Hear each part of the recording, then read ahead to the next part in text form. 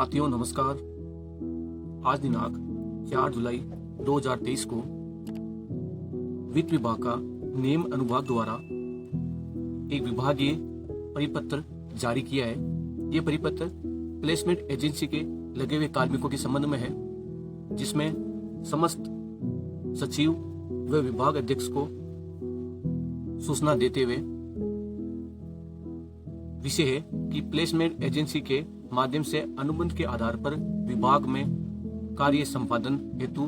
रखे जाने वाले जो व्यक्ति या श्रमिक है, उनके लिए हम एक परिपत्र जारी कर रहे हैं, जिसमें वित्त विभाग में ये ध्यान आया है कि निर्माण व पर्यवेक्षण कार्य संपादित करने हेतु, यानी विभागों में जो निर्माण व पर्यवेक्षण कार्य जो भी तत्कालीन कार्य उनको संपादन हेतु विभागों में वर्ष 1994 के पश्चात एक प्लेसमेंट एजेंसी के माध्यम से नियुक्त व्यक्तियों श्रमिकों द्वारा कार्य प्रभारित नियमों के अंतर्गत अर्धस्थायी स्थायी किया जाकर नियमित वेतनमान के संपूर्ण लाभ दिए जाने हेतु वाद और याचिकाएं न्यायालय में दायर की गई है। इन श्रमिकों को किसी सर्जित पद के विरुद्ध नियोजित नहीं किया गया, यानी कि सरकार द्वारा या विभाग द्वारा कोई पद सर्जित नहीं किया गया है या किसी सेवा नियम के आधार पर पद सर्जित नहीं किया गया है। इन्हें सीधे प्लेसमेंट एजेंसी के द्वारा ही जो पद स्वीकृत हुए हैं या ठेका कर्मी द्वारा ही जो पद बना है उसको सरकारी महकमे में कार्य संपादन हेतु इन कार्मिकों को लगाया गया था, जिसके विरुद्ध ये आज जो प्लेसमेंट एजेंसी के जो श्रमिक वे व्यक्ति है, इन्होंने कहीं वाद और याचिकाएं न्यायालय में दायर की है कि हमें नियमित की श्रेणी में शामिल किया जाए या नियमित की जो भी साख सुविधाएं हैं वो दी जाए। केवल विशिष्ट कार्य संपादन के लिए प्लेसमेंट एजेंसी से अनुबंध के आधार पर कार्य संपादन करवाया जाता है। यानी ये तो विभाग इसका स्पष्टीकरण दिया है कि इन प्लेसमेंट कार्मिकों को अनुबंध के आधार पर, चाहे वो 1 साल का हो, 2 साल का हो या 5 साल का हो, उनको सिर्फ एक अनुबंध के आधार पर ही कार्य संपादन करवाया जाता है। उक्त याचिकाओं में राज्य सरकार के स्पष्ट निर्देशों के बावजूद विभागीय स्तर पर माननीय न्यायालयों में वित्त विभाग के आदेश क्रमांक इतने और कार्मिक विभाग के आदेश क्रमांक, वित्त विभाग के परिपत्र क्रमांक और श्रम विभाग के परिपत्र क्रमांक, इसके अनुसार दस्तावेजों सहित मजबूती से पक्ष नहीं रखने के कारण माननीय न्यायालयों में राज्य सरकार के विरुद्ध निर्णय पारित हुए हैं, जिससे राज्य सरकार पर अतिरिक्त वित्तीय भार पड़ रहा है। क्योंकि जो ये न्यायालय में ये विरुद्ध निर्णय पारित हुए हैं इन विभागों के लिए, जो राज्य सरकार पर अतिरिक्त या एक्स्ट्रा खर्चा भार पड़ रहा है। तो आगे विभाग क्या कह रहा है, तो अब ये इम्पोर्टेंट खबर है कि जो प्लेसमेंट कार्मिक है उनको नियमित किया जा सकता है या नहीं। तो पैराग्राफ में लिखा है कि Rajasthan contractual hiring to civil post rule 2022 में नियुक्ति केवल सर्जित पद के विरुद्ध ही की जा सकती है। यानी कि ये इम्पोर्टेंट बात है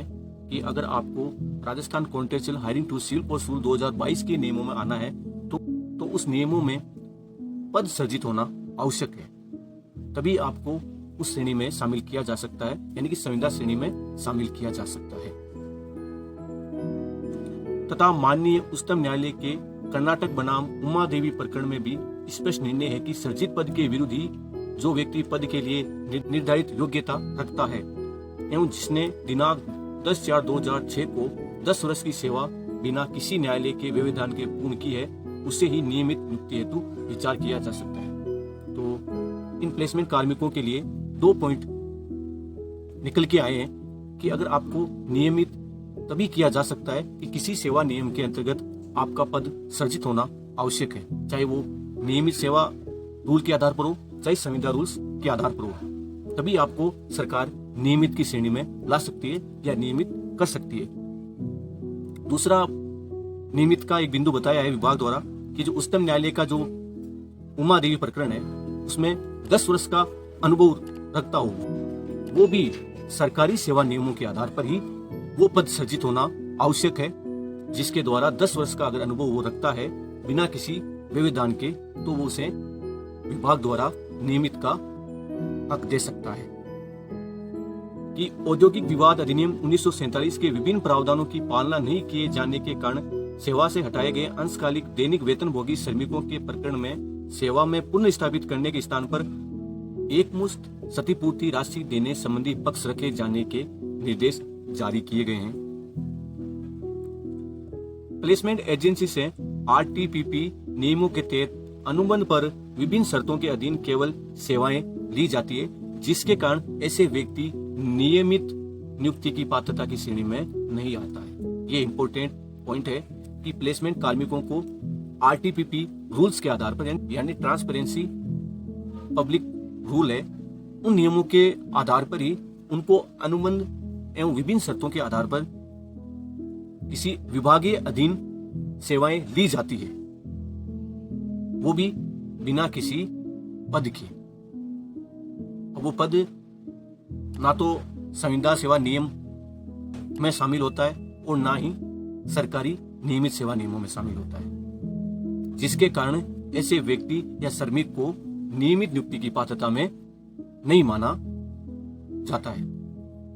अतः उपयुक्त तथ्यों एवं नियमों के प्रावधान को दृष्टिगत रखते हुए समस्त विभाग जिनमें ऐसे प्रकरण माननीय न्यायालयों में विचाराधीन है, उनमें प्रभारी अधिकारियों को पाबंद किया जावे कि प्रकरण की सुनवाई के समय राज्य सरकार द्वारा समय समय पर जारी प्रपत्र व आदेशों के परिप्रेक्ष्य में समस्त दस्तावेजों एवं नियमों के आदि के साथ विभागीय पक्ष मजबूती से माननीय न्यायालय के समक्ष रखा जावे। यदि किसी भी स्तर से इसमें कोताही बरती जाती है तो प्रभारी अधिकारी के साथ पर्यवेक्षण संबंधी समस्त अधिकारी अनियमित भुगतान के लिए उत्तरदायी होंगे। यानी कि ये जो श्रमिक और प्लेसमेंट एजेंसी कार्मिक जो लगे हुए हैं, इनके द्वारा जो न्यायालय में याचिकाएं दायर की है, उनको निस्तारण के लिए जो भी प्रभारी अधिकारी है, तमाम साक्ष्य मजबूती से न्यायालय में रखते हुए इनका निस्तारण किया जाए। अगर निस्तारण नहीं होता है तो प्रभारी अधिकारी को अनियमित भुगतान के आधार पर आपको सेवाएं देनी होगी। आपको वेतन नहीं दिया जाएगा तब तक जब तक आप माननीय न्यायालय के समक्ष विभिन्न दस्तावेज इन प्लेसमेंट कार्मिकों के संबंध में ना रखते हैं। पूर्व में जिन प्रकरणों में प्रभारी अधिकारियों व कर्मचारियों द्वारा जवाबदेही प्रस्तुत कर दिए गए हैं, उनकी पुनः समीक्षा उपरांत उपयुक्त दिशा निर्देशों के क्रम में संशोधित जवाब दावे प्रस्तुत किए जाएं। यानी कि फिर भी जो आपने न्यायालय में जवाब दावे प्रस्तुत किए थे, उनको फिर से उनकी समीक्षा करें और दिशा निर्देशों के आधार पर संशोधित जवाब न्यायालय में पेश करें। तो ये आदेश शासन सचिव वित्त विभाग द्वारा जारी किया गया है, जिनके अधिकारी हैं रोहित गुप्ता।